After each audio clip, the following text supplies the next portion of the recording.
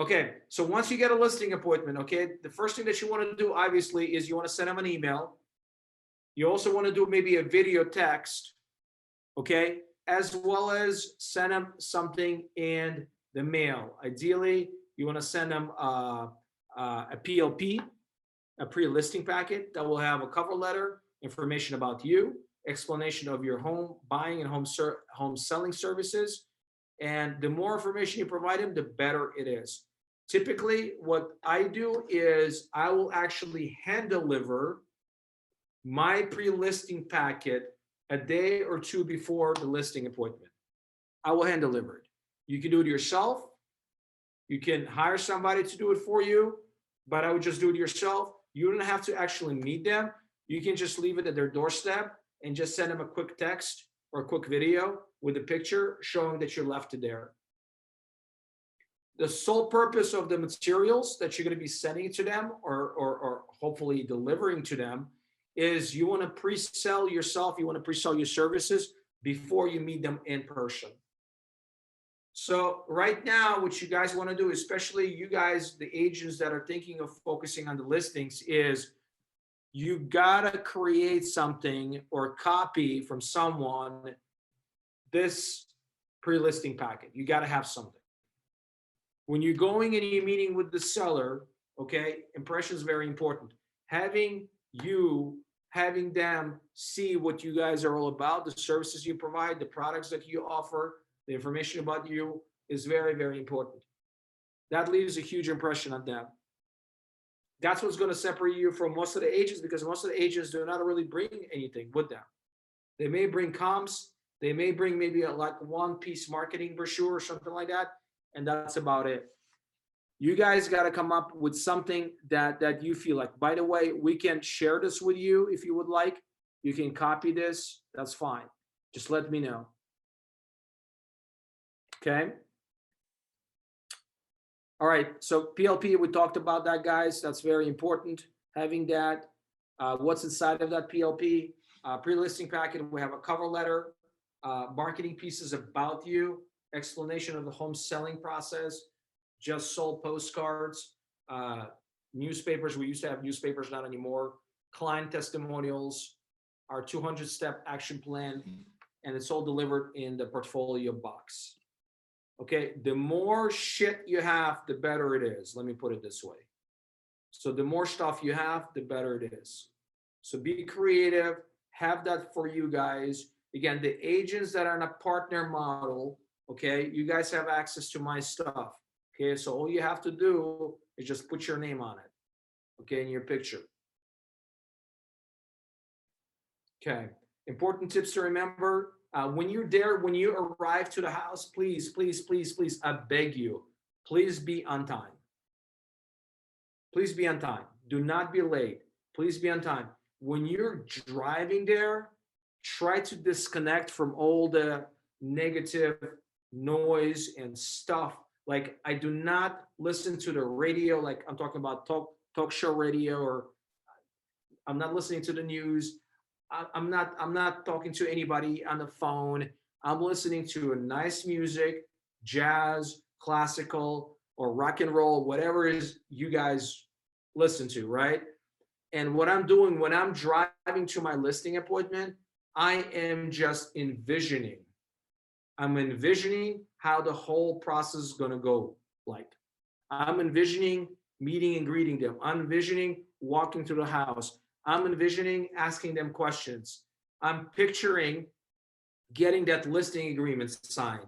I'm doing all of those things while I'm driving to my listing appointment. I'm memorizing their names. I'm remembering my conversation with them. I'm doing all the things, okay? Again, so this way, when I go there, I'm 110% prepared. And when I get there, I'm usually there 5 minutes early. I'll ring the doorbell or knock on the door. I usually step back, okay? I will ask for the client's name, because sometimes you may not be a client. You're assuming it's a client and it's not a client. And then I will ask for permission to come inside.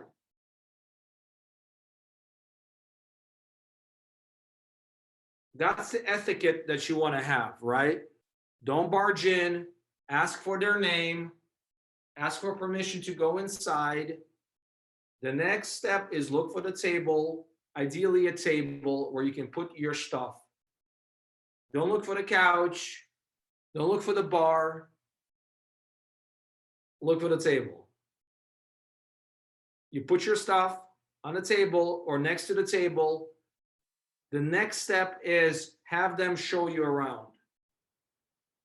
The reason we do that is because you're there to see the house, but more importantly, you're there to continue to develop that rapport, continue making that connection with them, build that relationship with them.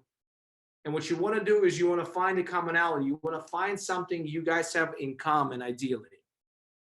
Also, during that time, and this is very important, guys, you ask questions like, hey guys, what are you looking for in your next agent? What is important to you? Give me top 3 things that are important to you in your next agent that you want to work with. If they had a listing listed before, if they had a house listed before with an agent that did not sell, ask them how was their experience with their previous agent, what they liked or what they didn't like about their previous agent. We want to ask those questions because we want to know what they're thinking. We want to know what they're looking for in their next agent. I always ask this because I want to be as prepared as possible. So this way, based on their answers, I can now focus on my messaging correctly. If they tell me I'm looking for somebody who's going to be constantly communicating with us, guess what? Now my focus during the conversation is going to be everything about communication. If they say, telling me, you know what, I just want to get a freaking top dollar for my house. Now I got to prepare myself talking about how much money I can get them. If they're going to tell me, well, I'm looking for somebody who's going to work with us on a commission, now I got to be prepared and be super creative when it comes to the commission.